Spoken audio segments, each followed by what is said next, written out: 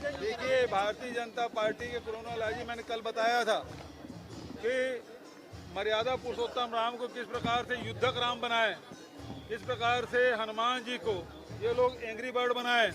और अब देखिए, फिल्म के माध्यम से, और इस फिल्म में सारे नेताओं के, उत्तर प्रदेश के मुख्यमंत्री के, आसाम के मुख्यमंत्री के, अन्य भारतीय जनता पार्टी शासित राज्य के मुख्यमंत्री के प्रति आभार व्यक्त किया है। और तो इसका मतलब ये है, ये पिक्चर भारतीय जनता पार्टी के लोगों के द्वारा बनवाई गई है और आज सारे भारतीय जनता पार्टी के लोग मौन है। इनका नाता केवल राजनीति से है, व्यवसायीकरण से है।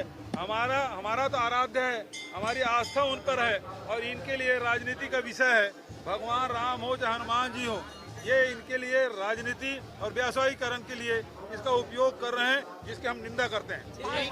हिंसा को लेकर